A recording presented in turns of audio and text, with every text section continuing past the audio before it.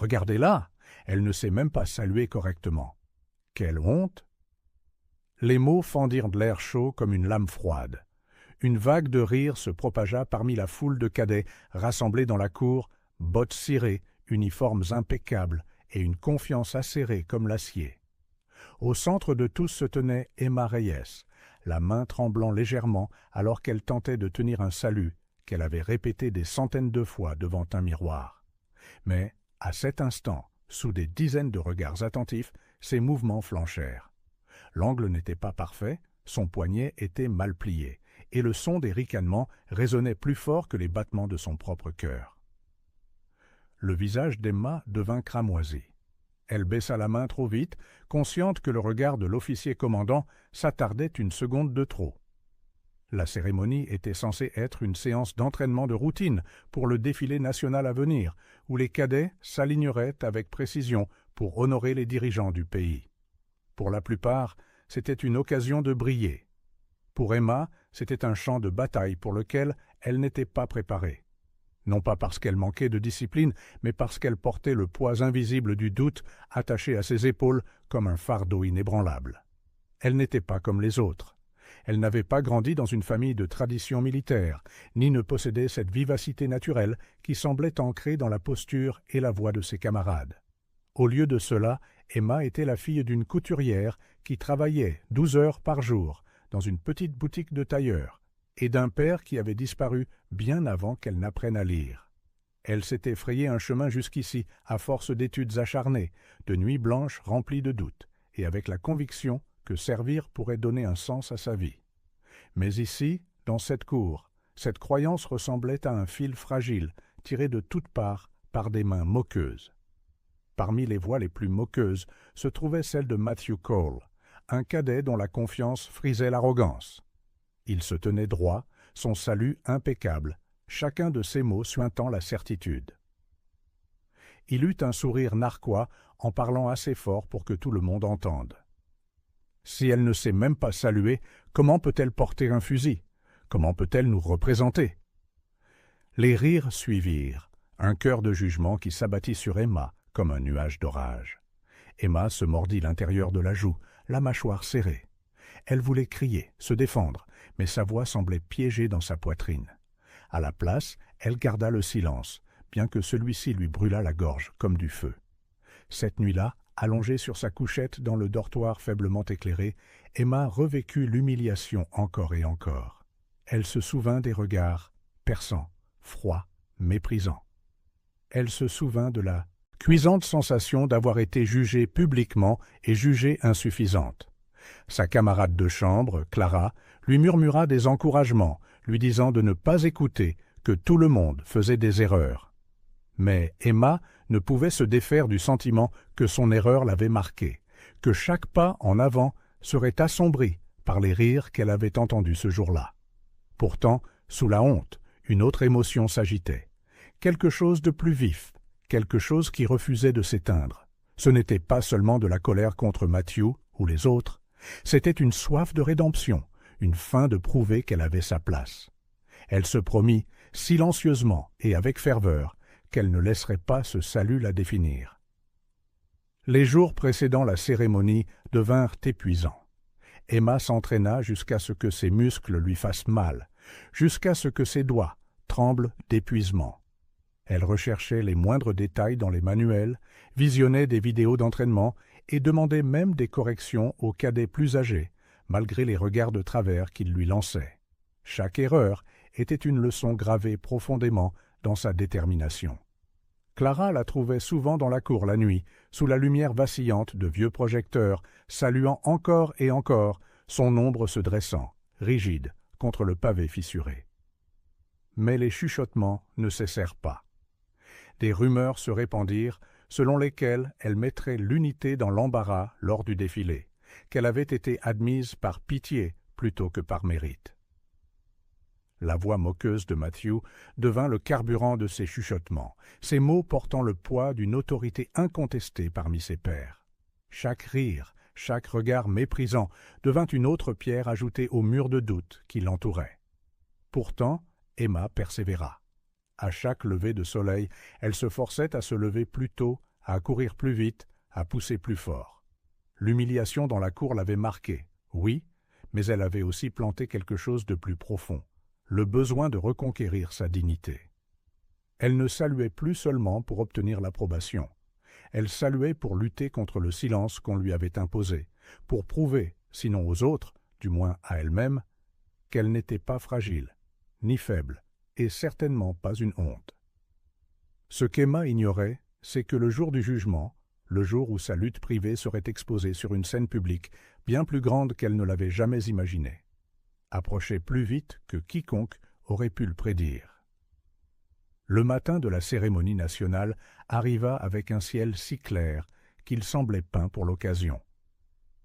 Des rangées de cadets se tenaient en formation, leurs uniformes brillants sous le soleil levant, leurs bottes alignées avec une précision parfaite. L'air était tendu, rempli du léger bourdonnement de l'anticipation, celui qui pèse sur les poumons, et rend chaque battement de cœur plus fort qu'il ne le devrait. Pour Emma, c'était comme si le monde entier retenait son souffle. Elle avait passé les dernières semaines à perfectionner chaque mouvement, répétant jusqu'à ce que son bras ressemble plus à une extension d'acier qu'à de la chair. Et pourtant, alors qu'elle se tenait parmi les autres, épaule contre épaule, elle sentit les vrilles insidieuses du doute revenir. Matthew se tenait 3 rangs devant, sa posture impeccable, son sourire aussi tranchant qu'une lame. Il n'avait pas besoin de parler, son sourire narquois lui disait qu'il attendait qu'elle trébuche à nouveau, pour confirmer sa conviction qu'elle n'avait pas sa place ici. Le son des tambours roula sur la cour, tandis que la foule se rassemblait. Des représentants du gouvernement, des officiers décorés, des familles de cadets. Tous étaient assis, pleins d'attente. La figure la plus importante de toutes était le président, qui arriverait bientôt. C'était un jour où l'Académie devait montrer sa discipline, son unité et sa fierté. Les erreurs n'étaient pas de simples fautes, elles étaient des taches sur l'image de l'institution entière. Les paumes d'Emma étaient moites à l'intérieur de ses gants. Elle se remémora les nuits sous les projecteurs, les encouragements discrets de Clara, la promesse ardente qu'elle s'était faite. « Je ne serai pas défini par une seule erreur. » Pourtant, lorsque la voix de l'officier commandant tonna dans les airs, « Préparez-vous à saluer !»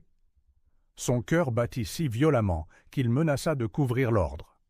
Le cortège arriva, moteur vrombissant, voiture noire brillante au soleil. Le président sortit, une haute silhouette dégageant une autorité calme, flanquée de gardes qui se fondaient parfaitement dans le décor. La foule éclata en applaudissements respectueux. « Saluez !» L'ordre retentit. Dans un mouvement synchronisé, des dizaines de mains se levèrent. La cour scintillait de discipline, une forêt de saluts acérés fendant l'air. Emma leva la main, stable cette fois, son angle exact, sa posture rigide. Elle retint son souffle, chaque muscle tendu par la concentration. Mais alors, juste un instant, son poignet trembla. Un minuscule mouvement presque imperceptible, à peine visible à moins de le chercher. Et Matthew attendait précisément cela. Il ricana de manière audible, juste assez fort pour que les cadets autour de lui l'entendent. « Et voilà, elle recommence », murmura-t-il, ces mots portés par le silence du moment. Une vague de rires étouffés parcourut ceux qui étaient les plus proches de lui. L'estomac d'Emma se noua. L'humiliation menaçait de remonter, de déborder devant tout le public. Elle voulait s'évanouir, disparaître dans les lignes nettes des uniformes. Mais elle se força à tenir le salut, à résister à l'instinct de baisser le bras trop tôt. Et puis quelque chose d'inattendu se produisit. Les yeux du président balayèrent les rangs de cadets, s'arrêtant un bref instant sur Emma. Il n'y avait aucune moquerie dans son regard, aucune impatience. Au lieu de cela, il y avait quelque chose de stable, de presque humain, comme s'il voyait sa lutte et choisissait de ne pas détourner le regard. Lorsque l'ordre de baisser les bras fut donné, la main d'Emma retomba avec les autres, sa poitrine serrée de soulagement. Elle avait survécu à ce moment, de justesse. Après les formalités, le président commença à descendre la ligne de cadets, serrant des mains, offrant de brefs mots d'encouragement. La cour bourdonnait d'énergie, la fierté des familles et des officiers se mêlant à l'excitation nerveuse des jeunes cadets. Quand il atteignit le rang d'Emma, son souffle se coupa dans sa gorge. Matthew s'avança avec confiance, sa poignée de main ferme, son sourire répété. Le président hocha poliment la tête, puis se tourna vers Emma. Elle se redressa instinctivement, luttant contre le poids de la honte qui s'accrochait encore à elle. Elle salua une fois de plus, vivement et rapidement, déterminée à ne pas flancher. Pendant un battement de cœur, le silence persista. Puis, à l'étonnement de tous les présents, le président marqua une pause et lui rendit son salut. Le geste était petit, mais il frappa la cour comme un coup de tonnerre.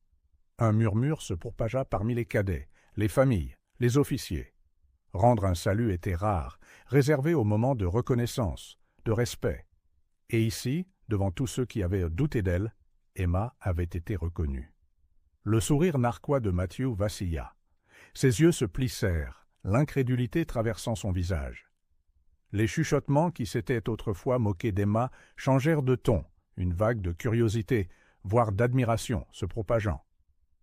La gorge d'Emma se serra. Le poids qu'elle avait porté pendant des semaines sembla se soulever, pas complètement, mais assez pour qu'elle puisse respirer librement. Pour la première fois, elle ressentit autre chose que de la honte en levant la main. Elle se sentit vue. Mais la cérémonie n'était pas terminée. Et Emma ne savait pas encore que ce moment inattendu de reconnaissance déclencherait quelque chose de plus grand. Une onde qui défierait l'arrogance, réduirait au silence la cruauté et rappellerait à tous les spectateurs le pouvoir de la résilience silencieuse. La cour bourdonnait encore des heures après la fin de la cérémonie. Les conversations allaient au bon train entre les familles et les cadets, les officiers et les invités. Mais un moment revenait sans cesse dans les tons feutrés. Le président rendant le salut d'Emma. C'avait été un geste si bref, si ordinaire en apparence, et pourtant, dans le contexte de cette journée, il avait le poids du tonnerre. Pour certains, c'était un signe d'encouragement discret. Pour d'autres, c'était un embarras, que le président ait remarqué la seule cadette déjà qualifiée de faible. Emma retourna vers les dortoirs avec Clara à ses côtés. Sa poitrine brûlait encore du souvenir. Elle ne savait pas si elle devait pleurer ou sourire. Clara la poussa légèrement du coude. « Tu réalises ce qui vient de se passer ? Il t'a vue, Emma. Il t'a vue, parmi tout le monde. » Mais Emma secoua la tête. Ou peut-être qu'il a eu pitié de moi. Peut-être qu'il a pensé que j'avais besoin d'encouragement. Sa voix se brisa. Elle voulait croire Clara, mais les années passaient à être ignorées, rejetées, sous-estimées. Elles n'étaient pas effacées par un seul geste, aussi puissant soit-il. Derrière elle, la voix de Matthew s'éleva à nouveau. « Ne t'emballe pas, Reyes.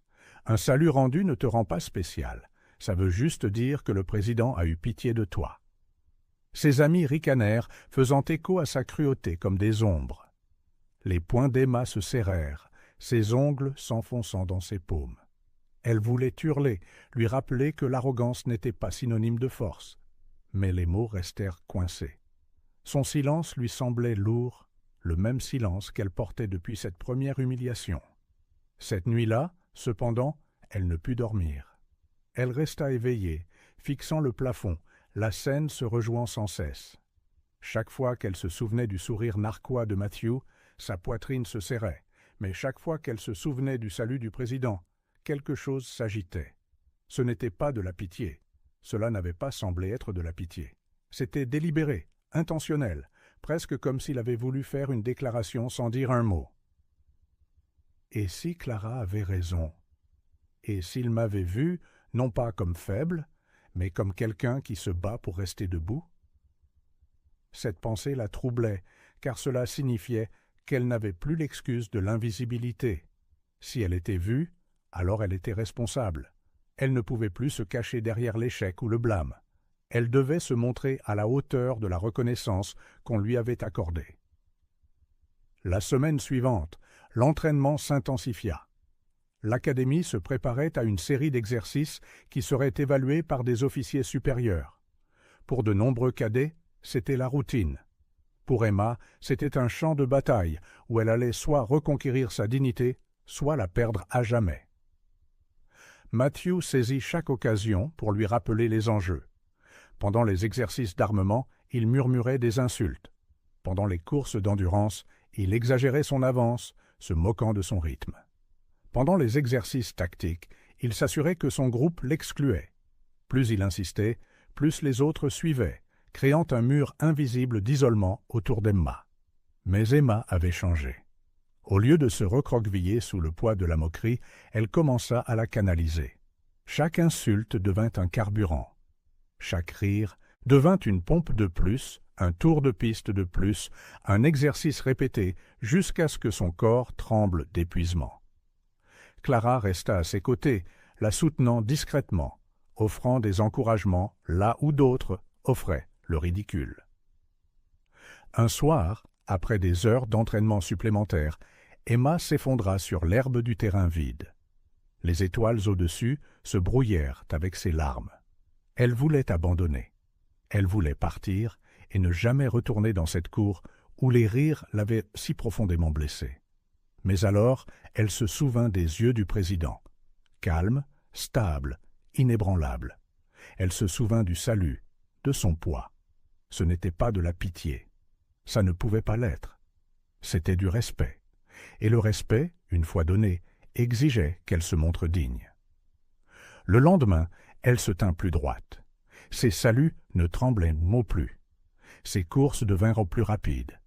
Sa prise sur le fusil se resserra avec détermination. Lentement, les chuchotements autour d'elle commencèrent à changer. On ne riait plus à son passage. On l'observait. Curieux. Incertain. Matthew le remarqua aussi. Son sourire narquois devint plus acéré, mais il y avait maintenant une pointe de malaise, une fissure dans sa confiance. Pour la première fois, il sentit que ses moqueries ne la brisaient plus. Elle la construisait. Le véritable test, cependant, se profilait à l'horizon. Une démonstration publique où la discipline, la précision et l'endurance de chaque cadet seraient mesurées non seulement par des officiers, mais par une foule de plusieurs centaines de personnes. Emma savait que c'était la scène où Matthew s'attendait à ce qu'elle échoue de façon spectaculaire. Ce qu'il ne savait pas, c'est qu'Emma avait déjà décidé. Cette fois, elle ne se contenterait pas d'endurer. Elle s'élèverait. Le jour de la démonstration publique se leva, lourd d'anticipation. Les terrains de l'académie étaient bondés de spectateurs, familles, journalistes, officiers décorés et dirigeants locaux. Des bannières flottaient dans le vent vif, des tambours résonnaient à un rythme régulier, et l'air sentait le cuir poli et la peinture fraîche. Ce n'était pas seulement un test pour les cadets, c'était une vitrine, une chance pour l'Académie de prouver sa valeur à la nation qu'elle servait. Emma se tenait en formation, le cœur battant, ses mains fermement le long de son corps. Elle sentait le poids du moment peser sur sa poitrine. Pendant des semaines, elle s'était entraînée plus dur que jamais, se sortant de l'humiliation, forgeant la discipline à partir du doute. Pourtant, elle savait que des yeux l'observaient, certains attendant qu'elle trébuche, d'autres curieux de voir si elle avait changé. Parmi eux se trouvait Matthew, son regard perçant, un prédateur guettant la faiblesse. Les exercices commencèrent. Des rangées de cadets marchaient à l'unisson, leurs bottes frappant le sol comme le tonnerre. Les ordres aboyés fusèrent dans l'air, et les fusils brillaient sous le soleil, tandis qu'ils se déplaçaient avec précision. Emma se concentra sur chaque détail. Le rythme de ses pas, l'alignement de ses épaules, la cadence régulière de sa respiration. Elle refusait de laisser la peur la saisir à nouveau. Lorsque ce fut le tour de son groupe, le terrain devint silencieux. Emma pouvait entendre le bruissement des papiers des officiels dans les tribunes, les légers toux des spectateurs impatients. Ses paumes picotaient de nervosité. L'exercice comprenait des manœuvres synchronisées, salut, maniement d'armes, changement de formation, le tout exécuté en parfaite harmonie. Toute erreur ressortirait comme une fissure dans du verre. Le sifflet retentit. Le groupe se mit en mouvement. Le fusil d'Emma se leva, s'abaissa, tourna dans ses mains avec un contrôle acéré. Son salut fendit l'air avec précision, ses yeux fixés droit devant. Elle avait répété chaque mouvement jusqu'à ce que son corps s'en souvienne sans réfléchir. Et maintenant, pour la première fois, elle se sentait maîtresse d'elle-même. Matthew, positionné à quelques rangs de là, aperçut ses mouvements du coin de l'œil. Sa mâchoire se serra. Il s'était attendu à une hésitation, un tremblement, un effondrement sous la pression. Au lieu de cela, elle était stable, concentrée, presque féroce. La foule commença à murmurer, non pas par moquerie, mais par reconnaissance. Puis vint le moment crucial. La séquence finale de l'exercice exigeait une série de transitions rapides. Fusils présentés, saluts exécutés, formations changées en parfaite synchronisation. C'était là que les erreurs apparaissèrent le plus souvent, où les nerfs pouvaient anéantir des semaines de préparation. Matthew se déplaça impeccablement, sa fierté gonflant. Il était certain qu'Emma flancherait ici. Mais Emma ne flancha pas. Son fusil se mit en place avec précision. Son salut s'éleva, net et inébranlable. Ses pas de formation étaient parfaitement assortis, son corps s'écoulant au rythme de la discipline. Elle ne se contenta pas de suivre le rythme, elle mena, sa présence ancrant ceux qui l'entouraient. Les murmures de la foule devinrent plus forts, teintés d'admiration. Lorsque la séquence se termina, le terrain éclata en applaudissements. L'officier commandant hocha la tête avec une approbation contenue, et les hauts fonctionnaires dans les tribunes se penchèrent en avant, échangeant des regards. Pour Emma, le son la submergea comme une marée, noyant le souvenir des rires, des chuchotements, de l'humiliation. Le sourire narquois de Matthew avait disparu. Il se tenait raide, les yeux fixés droit devant, mais sa mâchoire serrée le trahissait. Il savait ce qui venait de se passer. Emma avait fait ses preuves, non seulement à l'Académie, mais à tous les spectateurs. Ses moqueries n'avaient plus de poids. Après la démonstration, les cadets se mêlèrent de brièvement avant d'être congédiés. Les familles félicitèrent leurs enfants, les officiers offrirent critiques et louanges. Clara se précipita vers Emma, passant un bras autour de ses épaules. « Tu l'as fait » murmura-t-elle, la voix pleine de fierté. Emma sourit, bien que ses yeux brillassent. « Je ne l'ai pas fait pour eux, » dit-elle doucement. « Je l'ai fait parce que je refusais de rester brisée. » La nouvelle de sa performance se répandit rapidement. Les chuchotements se transformèrent en histoires, les histoires en inspiration. Les gens se souvinrent de la fille qui avait autrefois flanché dans la cour, qui avait été moquée pour un salut maladroit, et ils voyaient maintenant la même fille se relever avec résilience et grâce. Emma n'eut pas besoin d'affronter Matthew avec des mots. Son silence, ses poings serrés, son incapacité à sourire narquoisement, cela suffisait. La justice était arrivée, non par la vengeance, mais par le pouvoir indéniable de la persévérance. Pourtant, un dernier moment l'attendait encore, un moment qui se graverait à jamais dans sa mémoire. Car lorsque le président retournerait à l'Académie pour féliciter les cadets pour leur démonstration, il croiserait à nouveau son regard. Et cette fois, le geste qu'il ferait ne réduirait pas seulement ses détracteurs au silence, mais allumerait quelque chose de plus grand qu'elle n'avait jamais imaginé. Le grand hall de l'Académie était paré de grandeur ce soir-là, ses hautes fenêtres drapées de bannières, les lustres brillant au-dessus des rangées de cadets et d'officiels assis. La cérémonie était formelle, destinée à honorer l'excellence après la démonstration publique. Les voix bourdonnaient d'anticipation et une odeur de bois ciré et de bougies flottait dans l'air. Chaque cadet était tendu, les épaules en arrière, le visage composé, attendant l'arrivée de l'invité d'honneur. Emma était assise près du milieu de la salle, son uniforme si bien repassé qu'il semblait être une armure. Elle essayait de calmer sa respiration, bien que son cœur battît à tout rompre. Elle savait que la démonstration s'était bien passée, mieux qu'elle n'en avait jamais rêvé, mais le souvenir de ses humiliations passées assombrissait encore son esprit. Elle avait déjà supporté le poids des rires, et elle craignait qu'à tout moment il ne puisse revenir. Les portes s'ouvrirent et le président entra. Toute la salle se leva comme un seul homme, le son des bottes contre le sol résonnant comme le tonnerre. Le silence tomba, chargé de respect. Le président se déplaçait avec une autorité calme, saluant de la tête les officiers, son expression chaleureuse mais ferme. Lorsqu'il atteignit le podium, sa voix porta à travers la salle, profonde, claire, sans hâte. Il parle du devoir, de la résilience, du sens du service. Il loua l'Académie pour sa discipline, son unité et son rôle dans la formation de l'avenir de la nation. Puis, de manière presque inattendue, son ton changea.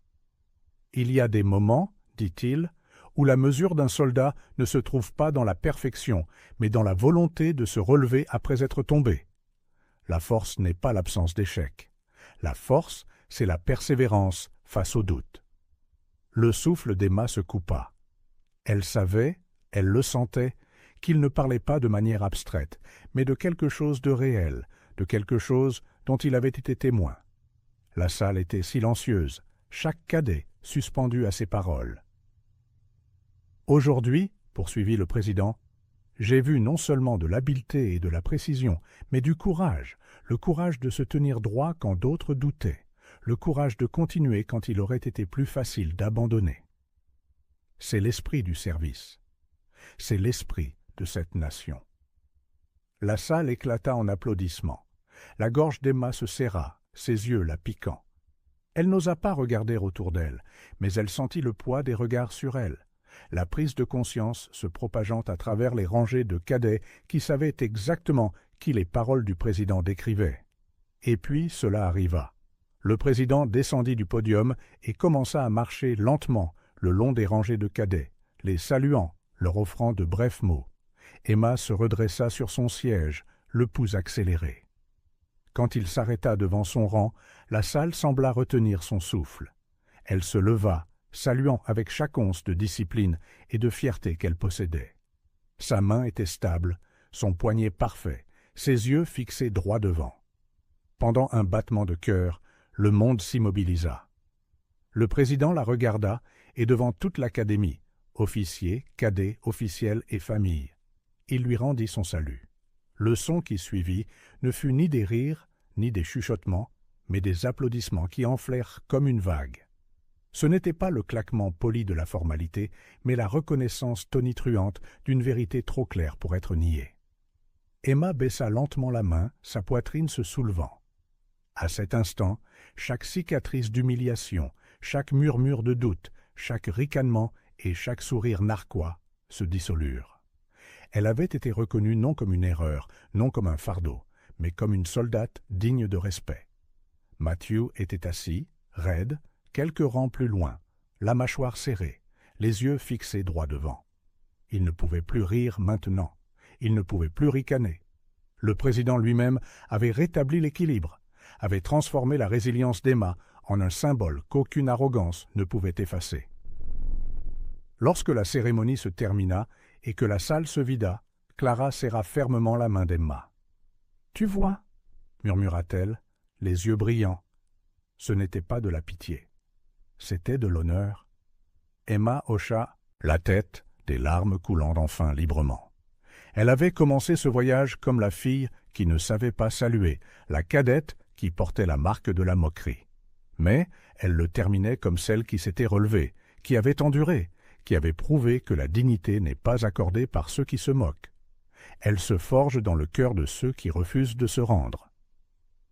Et alors qu'elle sortait de la salle dans l'air frais de la nuit, le son des applaudissements résonnant encore à ses oreilles, Emma sut que ce moment resterait avec elle, pour toujours. C'était plus qu'une justification, c'était la liberté, c'était la justice restaurée. Merci d'avoir regardé. Si vous aimez cette vidéo, vous pouvez vous abonner pour voir d'autres histoires incroyables comme celle-ci.